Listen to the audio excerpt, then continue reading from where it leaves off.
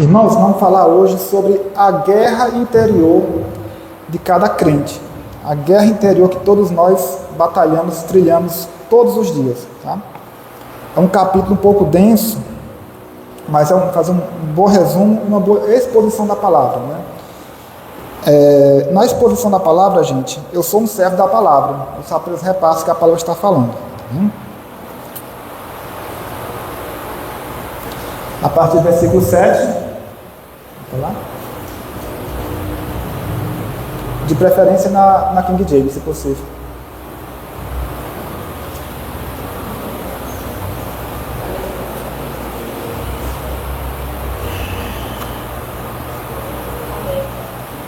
Amém?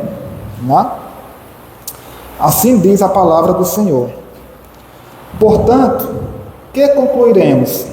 A lei é pecado? De forma alguma. De fato, eu não teria como saber o que é pecado, a não ser por intermédio da lei, porquanto, na realidade, eu não haveria conhecido a cobiça, se primeiro a lei não tivesse dito, não cobiçarás. Mas o pecado, aproveitando-se da ocasião dada pelo mandamento, provocou em mim todo tipo de cobiça, porque onde não há lei, o pecado está morto. Antes eu vivia sem a lei, mas quando veio o mandamento, o pecado reviveu e eu fui ferido de morte. E descobri que o mandamento, que era para a vida, transformou-se em morte para mim. Porquanto o pecado, valendo-se do mandamento, iludiu-me e por meio dele me matou. De maneira que a lei é santa e o mandamento santo, justo e bom. Portanto, isso significa que o que era bom tornou-se morte para mim? De forma alguma.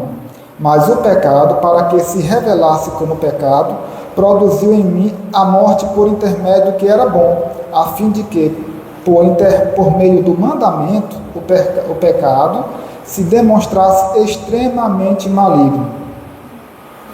Porquanto é do nosso pleno conhecimento de que a lei é espiritual. Eu, entretanto, sou limitado pela carne, pois fui vendido como escravo ao pecado. Pois não compreendo o meu próprio modo de agir, porquanto o que quero, isso não pratico. Entretanto, o que detesto, isso me entrego a fazer. Ora, e se faço o que não desejo, tenho que admitir que a lei é boa. Nesse sentido, não sou mais eu quem determina o meu agir, mas sim o pecado que habita em mim.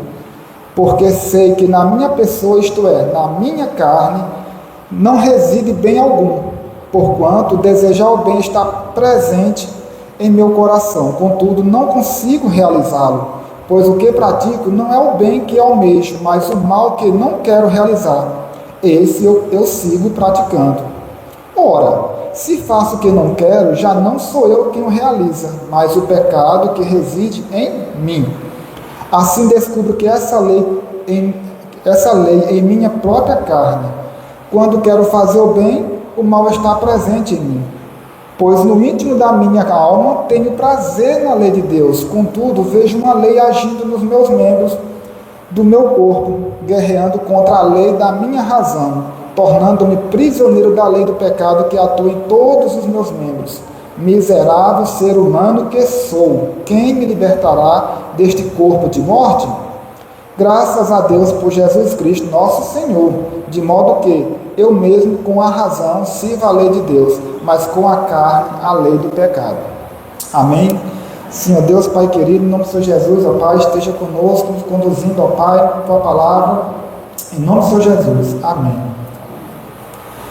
Irmãos, é um capítulo, um resumo aqui do capítulo, a parte do 7, que é que nós vimos um conflito, né? Uma guerra entre carne, né? Natureza pecaminosa, carnal, e natureza espiritual. Não é à toa que nosso título é Guerra Interior, porque o cristão de fato passa por essa guerra interior. No versículo 7, que ele fala da lei e da autoridade sobre uma pessoa, né? Enquanto ele vive, né? Ou seja, a lei funciona, gente, como uma regra de trânsito. Vamos comparar, fazer um paradoxo com uma lei de trânsito. Né? As pessoas falam, a lei está morta. Né? a lei é ruim para nós, vamos entender melhor. Se formos comparar a lei com a lei do mandamento do Senhor, da antiga aliança, né? Os 613 mandamentos que ninguém consegue realizar, consegue cumprir, né? Comparar com a lei de trânsito. Para que serve uma lei de trânsito? Para que se torne um trânsito organizado, evite acidente, evite muita coisa. Se nessa rua o limite de velocidade é 20 por hora, mas se mudar a gestão, de repente o novo gestor coloca o limite 80 por hora. Então você tem uma nova lei, uma nova legislação acontecendo. E se não tiver placa alguma, se não tiver lei alguma, existe algum limite de velocidade? Não tem, não tem. Então, sem um limite, sem algo pré-estabelecido, nós vamos agir da nossa própria natureza. Tá? Então, é necessário ter uma lei que nos ajude a conduzir. Tá? Então, a lei de trânsito, ela é ruim por si só? Se eu cometi uma infração, o culpado é a regra, é a lei de trânsito, ou o culpado sou eu? Logicamente, o culpado sou eu. Eu sou o culpado por isso. Pode deixar aberto o versículo 7, tá? Para o pessoal acompanhar. Olha o que é que Paulo fala aqui no finalzinho do versículo 7. Ó.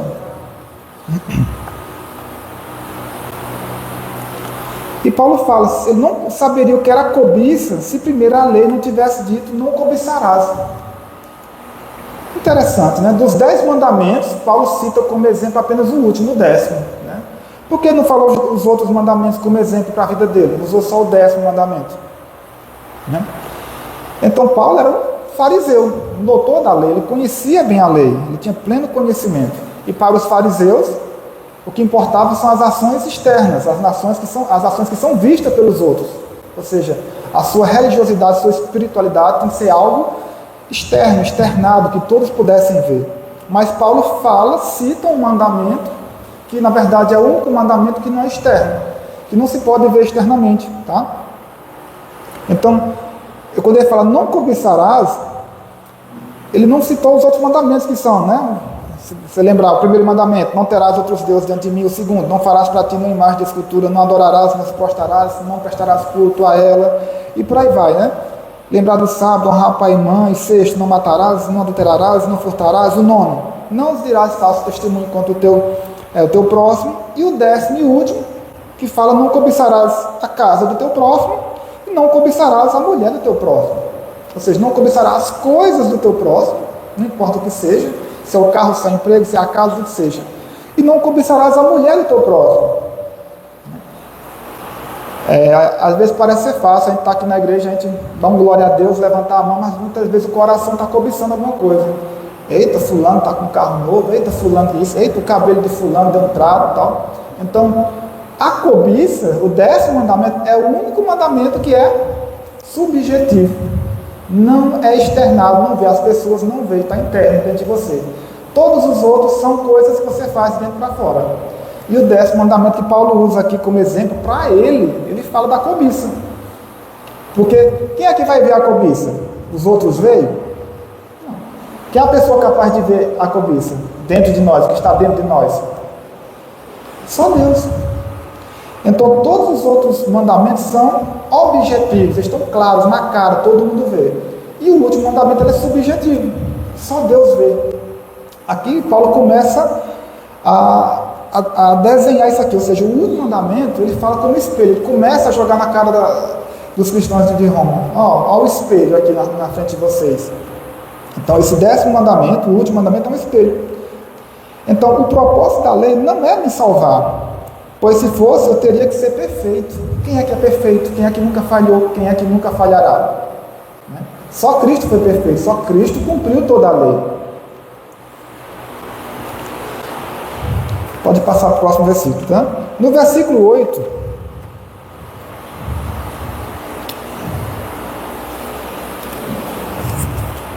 só repetir aqui rapidinho, versículo 8. Mas o pecado, aproveitando-se da ocasião dada pelo mandamento, provocou em mim todo tipo de cobiça, porque onde não há lei, o pecado está morto. Ou, em algumas soluções, o pecado é uma coisa morta. Ou seja, se eu tenho uma lei, se não existe lei de trânsito aqui, não existe luta, não existe infração. Então a lei vem para ordenar, para organizar, para ter uma direção específica. Por exemplo, né? Aconteceu comigo, eu estava numa cidade que eu não conhecia bem, eu entrei numa rua, aí tinha um cara se passando, aí o cara veio na minha frente e disse, esse cara está na contramão, esse cara tá ruim do juízo. E eu não percebi, só caiu a ficha, eu me toquei, que era eu que estava errado quando eu vi a placa. Sentido proibido, eu estava no sentido errado. Então, como seria, né, a organização de uma lei de trânsito, por exemplo, se não tivesse proibido virar à esquerda, proibido o retorno, não pare aqui, não ultrapasse tal velocidade, não vá além disso. Então, a lei é para isso. E Paulo faz esse contraste seriamente aqui. Tá? No versículo 9, o que é que Paulo diz? Paulo que está falando, não é qualquer pessoa que está falando. Antes eu vivia sem a lei, mas quando veio o mandamento, ou seja, o mandamento específico, o pecado reviveu e eu fui ferido de morte. Ou seja, enquanto não existe uma lei de velocidade na sua vida, ou algo específico, uma lei, comparando com o trânsito, você não tem um sentimento que está fazendo nada errado, mas quando vem a lei, você tem um sentimento, opa, eu estou errado, eu estou cometendo uma falha aqui diante da lei, eu estou cometendo um crime. Tá? O que é que ele fala? Que a partir do momento que ele passou a conhecer a lei, Paulo era não israelita, e os israelitas, por cerimônia, tradição cultural, aos 13 anos tem uma cerimônia que os meninos têm que conhecer a Torá completa, tem que saber, tem que recitar, tem que conhecer a lei passo a passo. As meninas passam por um processo similar, mas os meninos são obrigados a conhecer a lei. Então Paulo disse, quando eu conheci a lei, o mandamento nasceu em mim, então eu vi que eu estava morto. A lei apenas mostrou para ele, você é um infrator. A partir do momento que ele não conhecia a lei, ele disse, agora eu conheço a lei, existe uma lei para isso, e a partir desse momento eu estou fazendo uma infração contra meu Deus. Tá? Ele fala, fui ferido de morte, porque a lei faz isso. Então a lei, né, a palavra de Deus, muitas vezes, ela tira a paz, mas dos que não sabem que estão mortos, não tem a consciência que está morto em si, em suas ações, tá? Em suas entregas, em sua vida, não tem consciência. Né? Eu gosto de dizer que às vezes faz de tudo, aí, como diz, a bagaceira do mundo todo, mas dorme sossegado à noite, tem aquele sono leve, tranquilo, que pode cair o mundo e não acorda. Por quê? Porque ele não tem o peso da lei sobre ele, mas a partir do momento do peso da lei, é como Paulo cita aqui. Então a palavra de Deus, ela tira a paz dos que não sabem que estão mortos. Quando escutam a lei, tira a paz de fato. Mas essa mesma palavra, essa mesma lei, dá a paz aos que estão aflitos nos seus pecados. Então a mesma lei, ela consegue ter dois propósitos. Tá? Então, o mandamento é para a vida e não para a morte. O mandamento é para a vida, de forma alguma. Tá? O mandamento é sempre que é a sua vida, que é a sua paz, uma vida boa, perfeita e agradável diante de Deus e diante de todos. Tá? Então, o pecado, como é que o pecado ele usurpa a lei para poder fazer isso? Como é que o pecado se apresenta em sua vida? Vou fazer uma pergunta agora. Como é que o pecado se apresenta? Né? É como aquelas, né, os séries ou desenhos que chega o satanazinho com um chifrinho, com aquele tridente, com o rabinho balançando, dizendo, faça isso que você vai para o inferno, faça isso que você é meu. Não. Como é que o pecado se apresenta para você, na sua vida diária? Ele apresenta como algo aterrorizante, como se fosse um filme de assombração? Não. Ele se apresenta bem doce, agradável, como um prato gostoso que você precisa provar, se deliciar. Aí ele diz assim, ó, você é merecedor desse prato, você fez por merecer, você precisa desse prato gostoso, comer dele, não lhe fará mal algum. Ou muitas vezes você passa por uma tribulação, dificuldade, aí dentro de você sente, eu estou precisando de algo para me acalmar, de algo para isso, aquilo. Aí vem a necessidade natural do seu coração, da sua natureza carnal pecaminosa, dizendo, você precisa disso. Você precisa de tal coisa. Então, em nenhum momento, quando o pecado se apresenta para você, se apresenta maléfico. Ele só mostra a sua carência e sua necessidade. E o pecado nunca chega mostrando para você, você é falho, olha como você é podre por dentro, olha como você está assim, está desobedecendo a Deus. Ele não chega apresentando isso. No momento que ele se apresenta, você só pensa no lado positivo, no lado bom. não consegue vir na sua mente muitas vezes o lado negativo. Porque é o prato gostoso na sua frente. E o seu corpo, ele tem fome por aquilo. É o que Paulo fala. Seu corpo tem fome por aquilo. No 10, eu descobri que o mandamento que era para a vida transformou-se em morte para mim. Porque a partir de conhecer o mandamento, é que estamos reconhecendo que estamos mortos. Tá? Agora no versículo 11 ao 12, que fala: portanto o pecado, valendo-se do mandamento, iludiu-me por meio dele, me matou. Nós, naturalmente, gente, temos a tendência de ser falho, de errar, de puxar para o mal. Uma criança desde pequeno, se disser, não mexa naquela tomada. Se você falar não, já fica, eu tenho que mexer. Por que eu não posso? Dentro dele da inquietação. Se ele está me dizendo que não, é porque é uma coisa boa. Se ele diz que não, eu quero aquilo. Então, a natureza humana é tão incrível que realmente o pecado habita em nós como uma semente natural que está em nós, transferida de geração em geração. Ou seja, sempre temos a inclinação ao que é ruim. Há uma inclinação natural. E Paulo fala aqui sobre essa inclinação natural. Tá?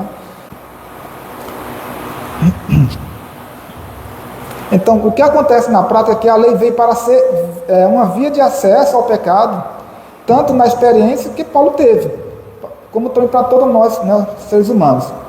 Ou seja, em vez de conceder a vida, a lei produziu condenação. Em lugar de promover a santidade, provocou o pecado. Todavia, essa responsabilidade pelo pecado não é da lei, é nossa, uma vez que ela foi criada por Deus, a lei, para nos ajudar a sermos seres humanos melhores, ordenados, organizados, termos prioridade na vida e principalmente saber identificar o que é certo e o que é o errado, o que é o bem e o que é o mal, o que é a vontade de Deus e o que não é a vontade de Deus, o que agrada a Deus e o que Deus detesta. A lei é para isso, né? Na nossa comparação com a lei de trânsito. Como fala no versículo 12, a lei é santa, justa e boa. Vai passar para o 12. Aí Paulo depois ele afirma, não pense que a lei é má, porque através dela veio tudo isso. Porque ela apenas trouxe à tona, a nossos olhos, o que estava dentro de nós, naturalmente. O quão falho que somos. Mas Paulo fala no 12, ó, a lei, né, o mandamento, é santo, justo e bom. Porque veio de Deus. O problema não é a lei, o problema não é o mandamento, o problema somos nós. Tá? A nossa natureza. Tá? No versículo 13, coloca o 13 aqui. No versículo 13 fala: portanto, isso significa que o que era bom tornou-se morto para mim? De forma alguma, mas o pecado que se revelasse como pecado produziu em mim a morte por intermédio do que era bom, a fim de que, por meio do mandamento, o pecado demonstrasse extremamente maligno. Algumas traduções trazem só maligno, mas no original está maligníssimo. O termo original é maligníssimo. Por que no original está maligníssimo? É tão ruim assim o pecado. Então, maligníssimo quer dizer, o autor quer dizer que é algo mais maligno que tudo que você possa imaginar. Você pode imaginar o que é ruim na sua vida. Ruim na minha vida é eu estar sem emprego. Ruim na minha vida é um parente doente que eu tenho, uma perda de um ente querido. Tem muita coisa ruim na vida, mas o autor, né? O autor fala aqui, Paulo falando.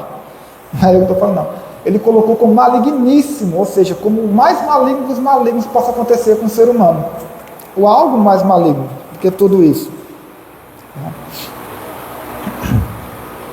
Então, o que é interessante vermos que quanto mais longe da luz, ou seja, da vontade de Deus como um todo, nós não vemos nossas manchas, falhas, máculas, né? Não importa o termo que você use.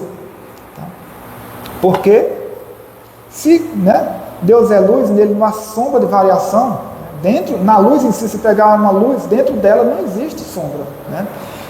Se Deus não há sombra, quanto mais nos aproximamos dele, mais nós vemos nossas falhas. Então, muitas vezes, queremos ficar distante de Deus para não enxergar nossas falhas. É como se a gente ficasse trancado num quarto escuro para não ver os defeitos que há em nós. E interessante, gente, que abre no 14. A partir do versículo 14, vocês perceberam que Paulo muda a forma de falar. A partir do 14, temos uma mudança na forma verbal que ele fala no tempo.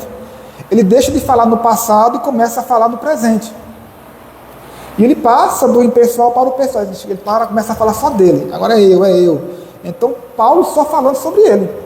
Você pensa, rapaz, o apóstolo Paulo, vamos usar por Deus, o que mais implantou igrejas, mais levou o evangelho para as nações estrangeiras, mais escreveu os livros da Bíblia do Novo Testamento. Paulo falando isso sobre ele. Tá? Porque o apóstolo Paulo também tinha suas falhas, ele era ser humano. E Paulo fala ter prazer na lei de Deus. Ele fala, mas eu tenho prazer na lei de Deus. Um cristão, um cristão crente, dizer assim, não maduro, ele diz isso, eu tenho prazer na lei de Deus? Às vezes não. Então só um cristão maduro diz, eu realmente tenho prazer na lei de Deus. Por mais que a lei pareça ser difícil, ser dura comigo, isso, mas eu tenho prazer na lei do Senhor, na lei de Deus. Então um crente maduro diz isso, eu tenho prazer na lei de Deus. Mas um crente não maduro, ele olha mais para si. Ele olha mais para si e não reconhece ou não enxerga claramente suas máculas, suas feridas ainda corretamente como deveria enxergar. Ele começa a enxergar, mas não, vou desviar um pouquinho o olhar para cá, eu não vou olhar tanto para as minhas feridas. Então Paulo, como um cristão, um crente maduro, ele olha para as suas feridas. E ele reconhece, tem prazer na lei de Deus. Tá? Então muitas vezes um crente maduro, ele elogia a si mesmo. Ele se vê algo nele muito positivo, que ele tenta colocar na balança isso para pesar como que ele faz de negativo. Isso não pode, gente? Então, quanto mais distante da luz, menos veremos nossas falhas. Quanto mais perto de Deus que é a luz, mais o cristão faz o quê? Ele se lamenta, ele sente o peso, ele reconhece, ele vê suas feridas, suas falhas. Quanto mais próximo está de Deus, mais o cristão, ele se reconhece, ele se vê como falho. Quanto mais distante, menos ele vê suas falhas. Exemplos, O que é que Isaías falou, um grande homem de Deus? Isaías disse, ai de mim, Senhor, eu sou falho, sou um pecador, um de lábios impuros, etc. Pedro, Senhor, afasta de mim, pois sou um pecador. O apóstolo Pedro. O apóstolo João, com Tarnaí de Patmos. Senhor, cai aos seus pés, Cai aos pés do Senhor, como falho. Então, Paulo mostra os conflitos de um cristão salvo e remido pelo sangue de Jesus. Então, aqui são a batalha, como se fosse, usar um termo mais conhecido para a gente, uma guerra civil. O que é uma guerra civil? Uma guerra dentro de casa, dentro da própria nação, dentro da própria cidade. Uma guerra dentro dele mesmo. É como se fosse uma guerra, a gente fosse uma guerra ambulante, mas uma guerra dentro de nós mesmos.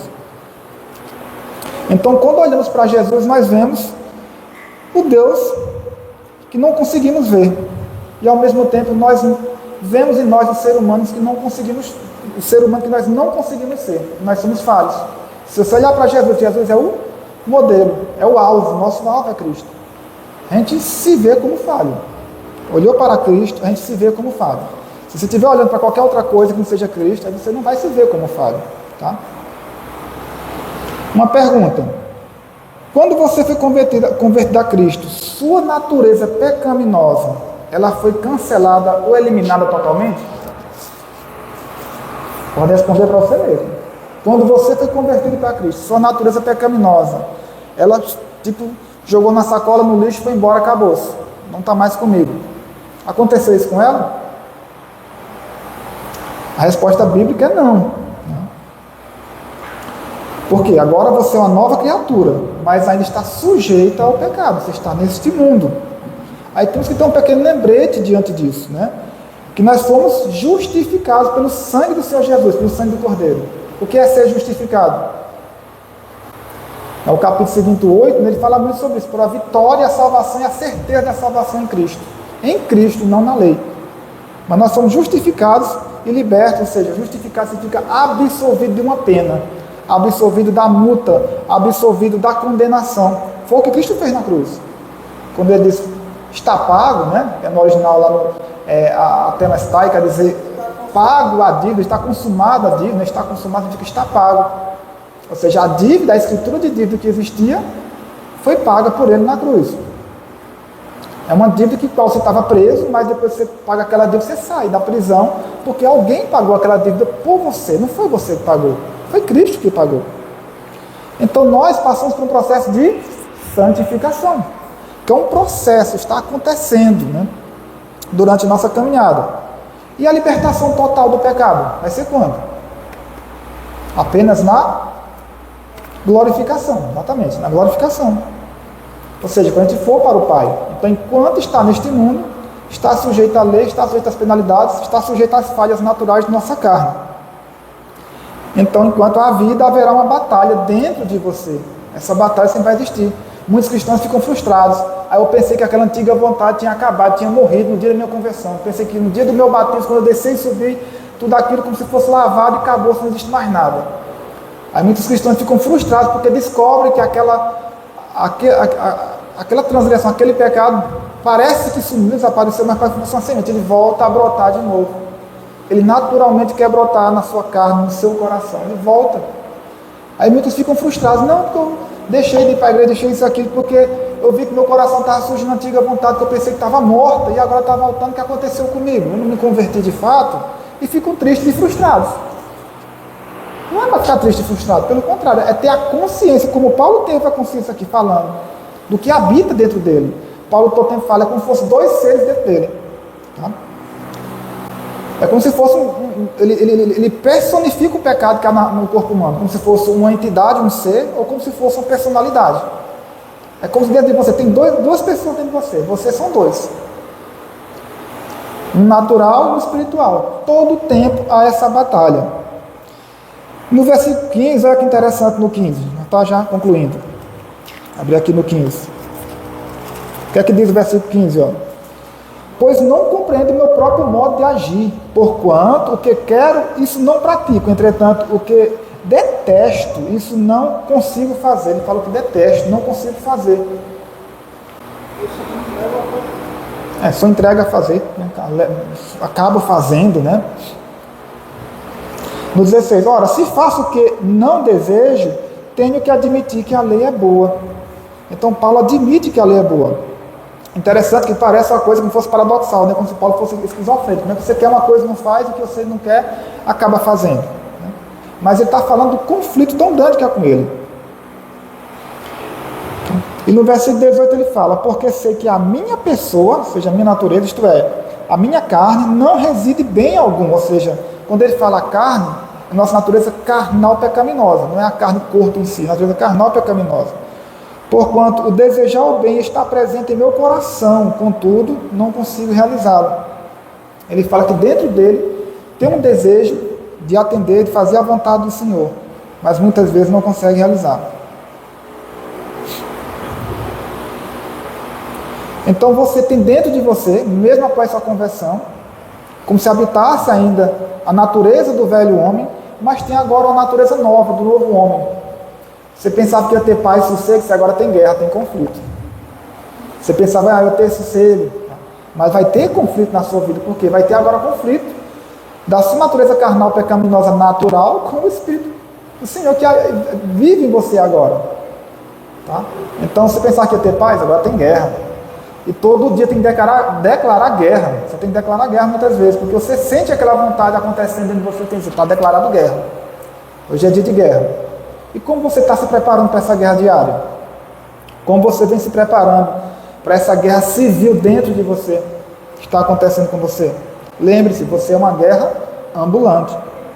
Depois que aceita Cristo. Enquanto não aceita Cristo, você está em paz. Porque você não tem a lei, para você não existe transgressão, não existe falha. Dorme sossegado. Pergunta. Então fica a pergunta, o crente peca? Por que ele peca? Tá vendo? A natureza natural, carnal, biológica nossa. Muitas pessoas pensam, o crente peca porque às vezes está revoltado e quer ofender a Deus. É isso? Não. Paulo deixa claro que não. Porque ser rebelde, a gente quer ser rebelde em algum momento, porque está passando por uma tribulação muito grande, está revoltado. Estou revoltado demais com minha caminhada cristã, com a minha vida. Vou dar um de rebelde agora. Eu vou pecar porque eu quero ser rebelde, não aguento mais. É por isso? Não. Por quê, gente? Porque nós temos plena consciência de que fazemos errado e contrário à vontade de Deus. Mas será que pecamos deliberadamente, ou seja, de forma intencional? A resposta é não. O cristão de verdade, ele não peca intencionalmente. Ele não peca porque quer. Tá? Então, Paulo, ele personifica o pecado, ele dá uma personalidade ao pecado, que vive dentro de você. Olha que coisa interessante, né? Você passar a enxergar a sua natureza carnal pecaminosa como um outro ser seu que vive dentro de você, guerreando com você todo o tempo. Você começa a alimentar, ele começa a ficar mais forte. Como é que o inimigo trabalha para alimentar essa natureza dentro de nós? Ele chega de uma vez aqui, né? Ou ele chega aos poucos. Eu gosto de dizer que é como se fosse uma arapuca, né? Então, se você pegar um passarinho bem esperto, você tem que colocar a comidinha embaixo da arapuca, ele vai lá, come uma vez, come duas, come três, a arapuca não cai, não desarma. Ele vai perdendo medo, acostumando, perdendo medo, acostumando. Quando ele vai perdendo medo, ficando, como a gente gosta de dizer, manso, né? Vai ficando manso, aí sim, a arapuca pega. É dessa forma que o pecado faz. Tanto tem um ditado, né, que diz que o crente não tropeça em pedreiras, né, em rochas grandes, pequenas pedrinhas. Parece que não é nada, você tropeça ali, você chuta ela, não é nada, não é nada. Né? Vai tropeçando, tropeçando, quando menos espera, já foi a rasteira, já está no chão. Você pensa, como é que eu vim parar aqui? Como é que isso veio acontecer? Por que eu já estou nessa condição de novo? E do versículo 22 ao 25, para a gente encerrar, tá? Paulo fala que, contudo, no 23, contudo vejo uma outra lei agindo nos meus membros, no meu corpo, né? Guerreando contra a lei da minha razão, tornando-me prisioneiro da lei do pecado que atua em todos os meus membros. Ele usa o termo todos os meus membros, ou seja, meus olhos, meu ouvido, minha boca, meu nariz, em meu tato, minha mão, meu pensamento, tudo. Ele diz que está em tudo. Aí fica a pergunta para você, qual membro seu está mais fragilizado? É mais fragilizado, tendenciado a essa queda? A gente sabe que hoje um dos maiores, né, desafios do cristão é controlar os olhos, onde olha, né? Onde a gente vai. Né? Difícil, não é fácil. Às vezes você consegue controlar o ouvido, tal, mas é difícil controlar os olhos. E hoje tudo está assim, um banquete na sua cara, todo momento, um banquete enorme.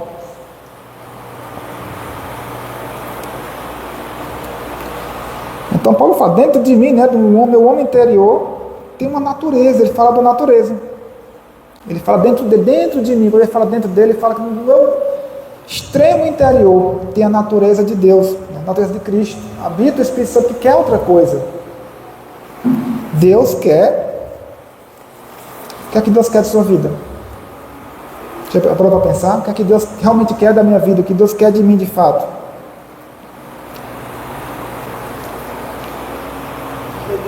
Então, se você muitas vezes vê uma voz no seu ouvido dizendo, né? Você é muito falho, você é falho. Você não passa de um corpo pecador que tem um Espírito Santo que está vivendo dentro de você, está guerreando com você, mas você está sempre perdendo. Ele quer dizer, você é um perdedor. Você é um perdedor. Uma vez vem a sua voz, você é um perdedor. Você está perdendo, você é um perdedor. Ele quer que você veja assim, como se você fosse realmente um ser pecaminoso que tem um Espírito dentro. Que esse Espírito está brigando ali, mas como se não fosse essa vitória decretada. Gente, a vitória é decretada em Cristo Jesus. Você tem que pensar o contrário. O meu Espírito guerreia com a minha carne, mas a vitória é dada pelo Senhor Jesus. É o que Paulo fala. Nossa vitória está em Cristo, não está em nós. Nossa vitória está em Cristo. O que acontece conosco? Muitas vezes pensamos, nós falhamos e caímos porque pensamos que nós temos que lutar com o externo. Eu tenho que derrubar muitos muros em minha vida. Então você derruba 1, 2, 3, 10 muros, 50 muros, derruba 10 muros por dia, né? Aquela história, mata 10 leões por dia. Você pensa que está sendo vitorioso. Você esquece que a guerra não é o externo, é com o interno. A nossa guerra maior é interna. Então não importa, gente, quantos muros você derruba. A pior batalha sua é sempre contra nós mesmos, você mesmo. A minha pior batalha é sempre contra mim. É a mais difícil de todas. É a subjetiva. Os outros não estão vendo, ninguém está vendo, só Deus está vendo. Então é a pior batalha, porque ninguém está vendo. E você muitas vezes deixa aquilo germinar, crescer ali. Ninguém está vendo. É um exemplo de Paulo. Então, a pior batalha é aquela que é a subjetiva, ninguém vê.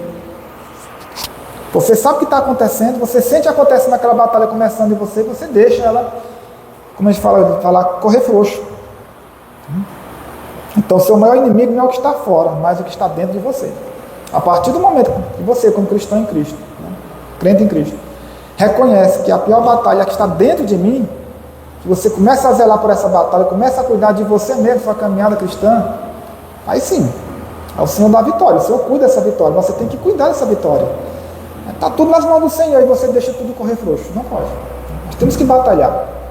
É uma batalha todo dia. Mas graças a Deus, né, no capítulo 8, que é o capítulo seguinte, é sobre a vitória em Cristo. E a certeza dessa vitória que Cristo dá, a salvação. Então a vitória é certa. É uma vitória com certeza. É uma batalha que não é você que venceu, foi Cristo que venceu por você. Já foi vencido lá atrás, lá no Calvário. Nada pode anular isso, nada pode voltar atrás. Essa batalha, quem vence é Cristo. Então, se fosse depender de mim, de você vencer essa batalha, nós estávamos perdidos. Estávamos perdidos. Tá? Estava no PGM uma vez, aí uma nossa querida PGM disse: não, eu não tenho nada para me arrepender, eu não faço nada de errado, eu não tenho nada errado comigo. É o que Paulo fala aqui, né? Ou seja, ela não tem aquele conhecimento da vontade de Deus, do mandamento. Porque se ela tivesse, de fato, ela reconhecia: eu tenho tanta falha em mim. Eu estava com minha avó um dia desse no sítio, levei a palavra para ela, aí eu pregando a mensagem de Cristo para ela. Aí todo o tempo ela tirava o foco dela, né? Eu nunca disse nada com ninguém, eu nunca fiz mal a ninguém. Tudo é os outros. Não, vó, eu estou falando para a gente olhar para nós, olhe para o seu coração. O que é que a palavra fala? Isso não é sobre todo ser humano pecador, que é ser de Cristo tal. Meu filho, mas eu nunca fiz nada com ninguém. Então, ou seja, ela, né, se justifica com o externo. É o que ela faz externamente. Não é o que ela faz internamente. Não é o que ela faz com ela. Aí, de fato, é como Paulo fala. Então, a partir do momento de Senhor Jesus, você é o Salvador da minha vida. O único e suficiente Salvador da minha vida. Eu quero entregar, render minha vida a Ti. Você decretou guerra. O Espírito Santo vem habitar em você e a guerra está decretada. E acontece esse processo de santificação. Você já foi justificado. O nosso Redentor, Ele vive. Redentor é aquele que faz a nossa redenção. O que é redenção? Liberdade. Ele pagou por liberdade. Você é livre em Cristo. Você não é prisioneiro da lei. Nós não somos prisioneiros. Lei, prisioneiro como a lei de trânsito. Mas nós somos servos do Senhor e obedecemos à vontade do Espírito Santo que agora vive no seu coração. Então quem dirige agora é o Espírito Santo, dirige sua vida. Ele puxa sua orelha aqui, ele dá um tapa ali: ei, conserta isso, ajeita isso. Tá? É Cristo que vive em você e Cristo que faz a mudança. Amém? Eu gostaria de orar um pouco por todos aqui, tá? Pelas famílias, por todos os PGMs também. Amém? Senhor Deus, Pai querido, Pai amado, obrigado, ó Pai, por este momento, em nome de São Jesus, ó Pai. Que o Senhor possa abençoar cada um, ó Pai. Que Teu Espírito Santo possa continuar falando aos corações, ó Pai. Que Tua palavra, ó Pai, realmente venha fazer morada, Senhor Deus. Que possamos entender de fato, Senhor Deus, Teu propósito para nossas vidas, nossa casa, nossa família, ó Pai. Que nós possamos ser, ó Pai, condizendo com Tua palavra, Senhor Deus, condizendo com Tua vontade, que possamos sentir nosso coração a cada dia, ó Pai, Tua vontade, alinhar nossa vontade à Tua, Senhor Deus. Então nossa oração é sempre para que nossa vontade esteja alinhada à Tua, Senhor Deus. Que o Senhor nos conduza, Senhor Deus, porque nós não sabemos, ó Pai, muitas vezes onde pisar, ó Pai, onde ir, ó Pai. Então, ó Pai, a Tua misericórdia, o Teu amor, Senhor Deus, que nos restaura a cada dia, ó Pai, que nos levanta, Senhor, para que possamos guerrear essas batalhas, Senhor Deus. Não só as batalhas externas, mas principalmente as batalhas internas, ó Deus. Esteja, ó Pai, conosco, ó Pai. Protege cada um, abençoa cada lar, cada ente querido aqui, Senhor Deus. Cada filho Teu, ó Pai. Abençoa, ó Pai. Ilumina os caminhos, ó Pai, e o coração. Em nome do Senhor Jesus, ó Pai, que eu te oro e te agradeço. Amém, Senhor. Amém.